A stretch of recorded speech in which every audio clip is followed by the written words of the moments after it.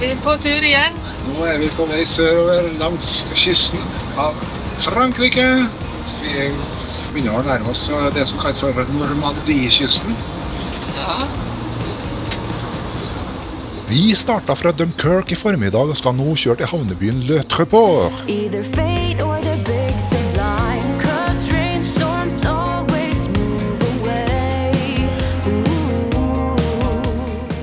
Så langt har vi vært i Danmark, Tyskland, Nederland og Belgia på vår Vest-Europa-turné. I denne episoden kjører vi langs kysten av Normandie. Senere krysser vi Frankrike gjennom de sentrale delene av landet før vi igjen kommer inn i Tyskland helt sør i landet. Der følger vi Rhin et godt stykke nordover, før vi etter hvert kommer til Rostock for å ta ferga tilbake til Sverige.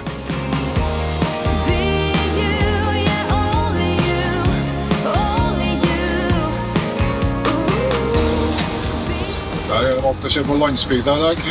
Det betyr at vi kanskje har kjørt gjennom 50 rundkjøringer. Minst!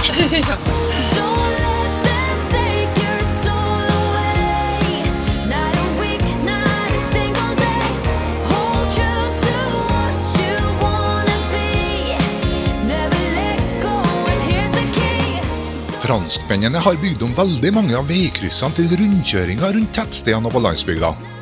På den måten får man ned farten og også ulykkesrisikoen.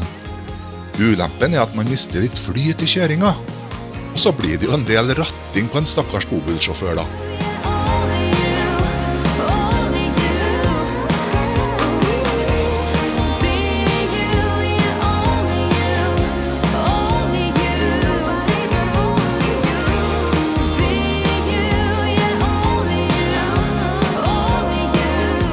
Hei folkens, og velkommen til Normandie. Vi nå i byen Le Treport, som det østligste havnebyen på Normandie-kysten. Her det 6-7 tusen innbyggere, og så det en veldig bra bobilplass her, som vi har parkert på for natta.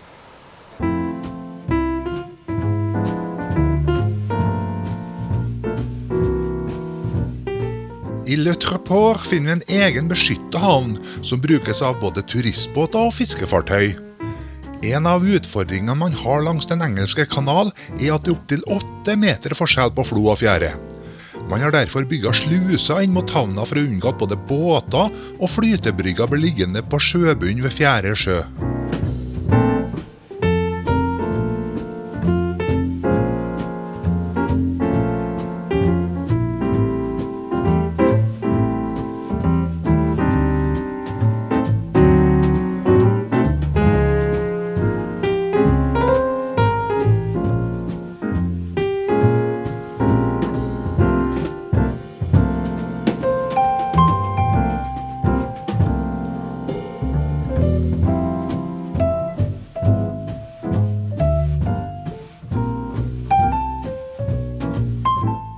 Vi ruslet langs den ytre havna ut mot den engelske kanal. På den andre siden av gata var det mange butikker, restauranter og barer i de gamle, men godt bevarte husene. Det var også en flott anlagt gangvei som gikk helt ytterst på piren. Der fant vi nok en fyrlykt. Det blir mange av dem når man skal oppleve kystmiljøet.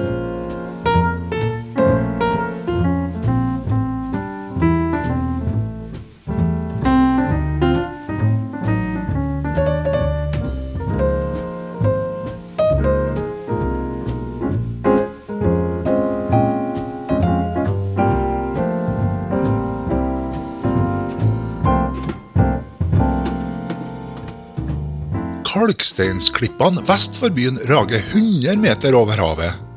For å komme seg til toppen kan man ta en kabelbane, eller man kan gå trappa, som har 365 trappetrinn. Som de sprekingene vi så valgte vi selvsagt kabelbanen. Den ble bygd i 1906 og renovert i 2006.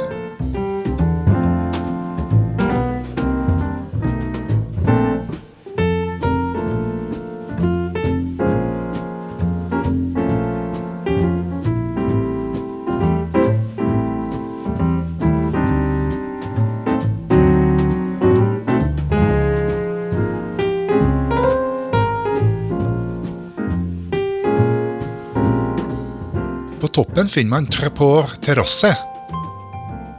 Her er det en fantastisk utsikt utover den engelske kanal, landsbyen og områdene rundt.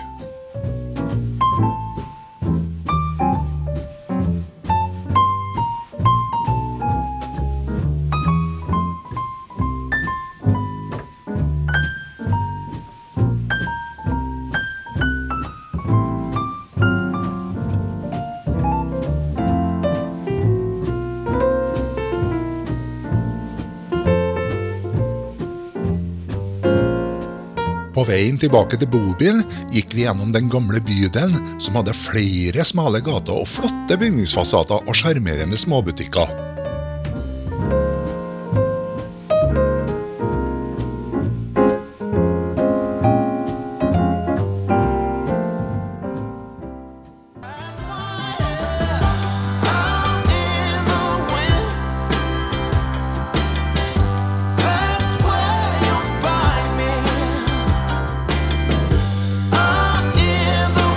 Morgen!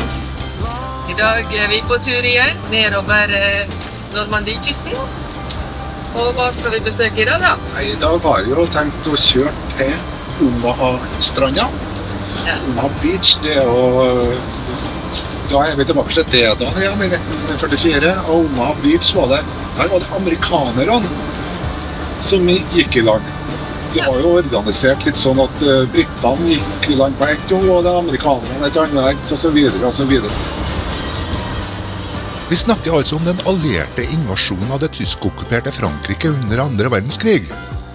Omaha Beach var kodenavnet på en av de 5 sektorene som allierte tropper ble satt i land i på D-dagen den 6. juni 1944.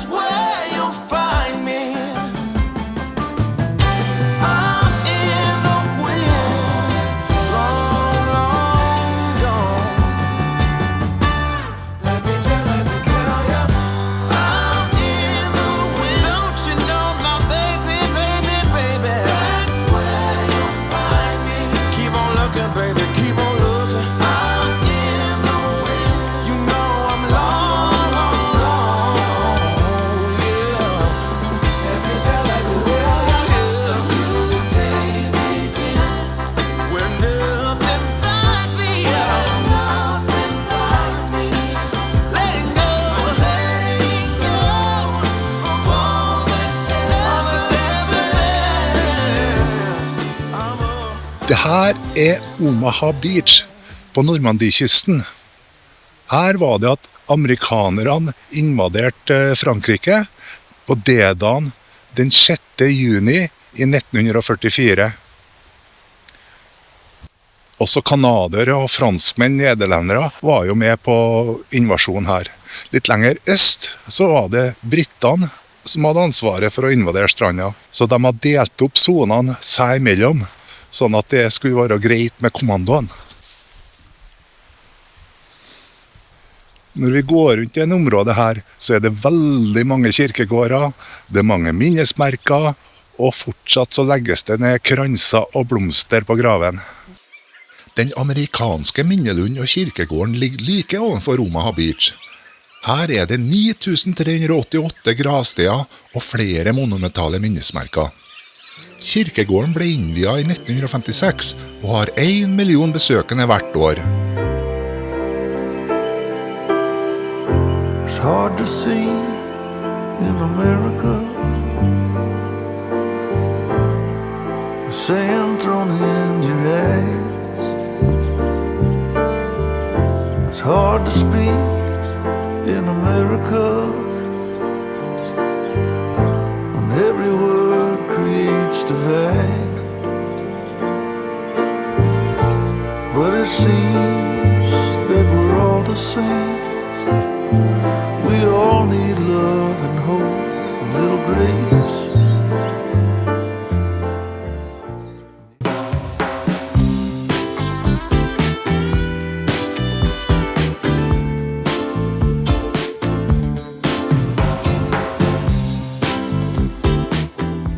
Vi fortsetter vår ferd langs Normandiekysten, og nå skal vi kjøre rundt Cherbourg-halvøya, eller Cotentin som den heter på fransk. Første stopp er Gatteville.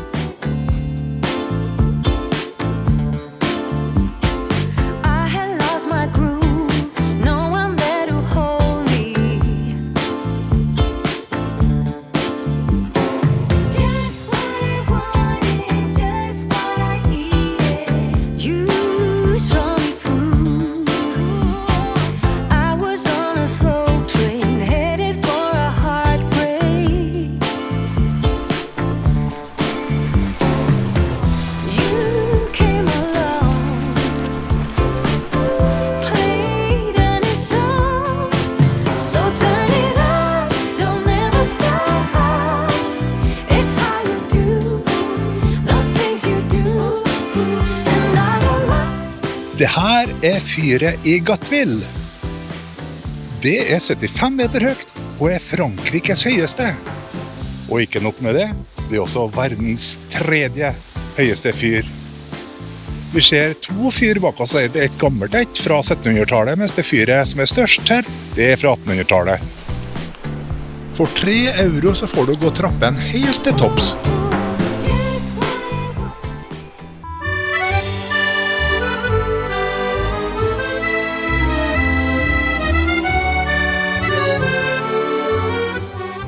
Etter en kort stopp i Gatteville reiser vi nå videre til vestsiden av Cherbourg-halvøya. Vi skal kjøre til det lille tettstedet Gory. På veien dit skal vi kjøre gjennom flere typiske franske landsbyer.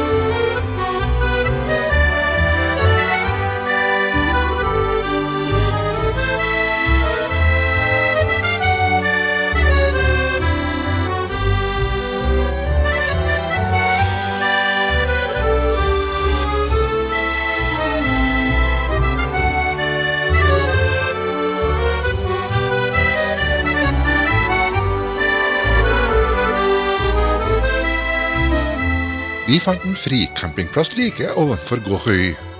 Her var det flott utsikt over den engelske kanal. Det var ca. 1 kilometer å spasere ned til det lille tettstedet. Også her fant man minnesverker fra 2. verdenskrig. Rett utenfor her så har vi øya Alderney. Den er faktisk britisk og tilhører Kanaløyene. Jersey og Guernsey er kanskje de mest kjente kanaløyene. Gory ligger idyllisk til ved den engelske kanal. Det er faktisk 2 restauranter her. Det organiseres også turer ut til fyrtårnet herfra. En liten perle på Normandiekysten.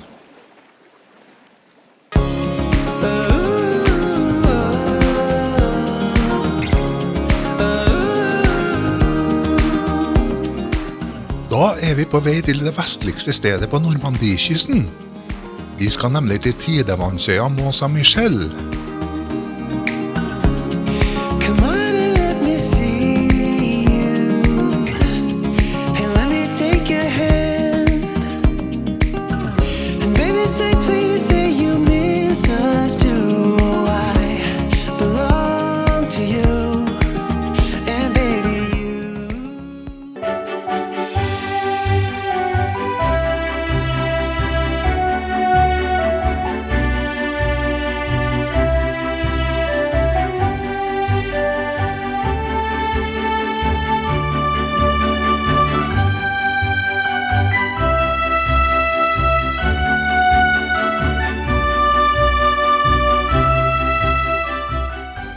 Da er vi på vei ut til Le Mont Saint-Michel.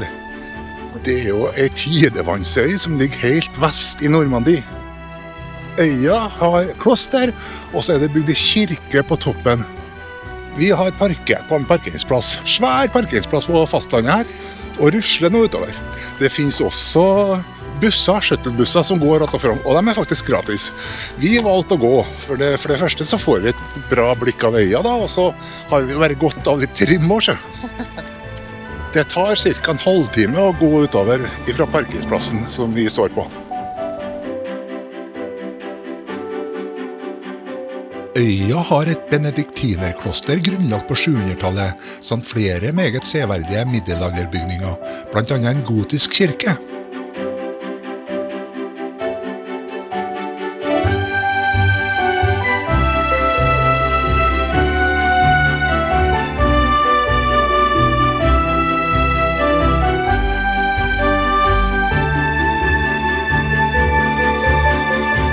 Jeg overdriver ikke når jeg sier at her var det trengsel, og det på mer enn en måte.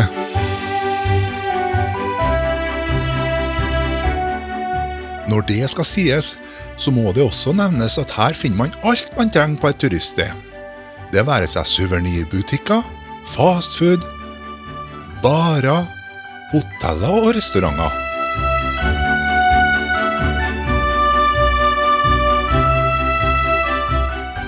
Vi tok en runde oppover trappen for å få litt oversikt over området. Der så vi at det også var muligheter for å stå i kø for å komme seg inn i kloster og kirka. Vi sto over det. Men det er en flott utsikt herfra.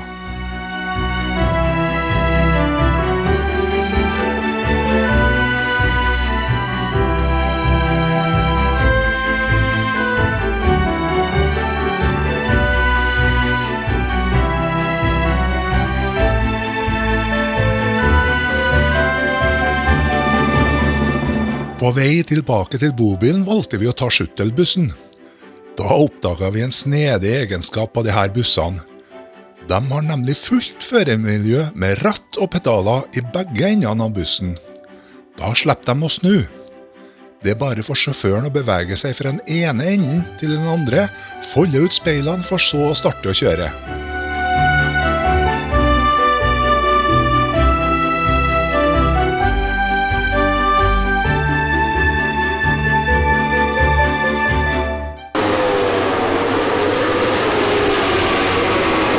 I neste episode drar vi til racerbanen i Le Mans. Så heng med, så får du se hva som skjer.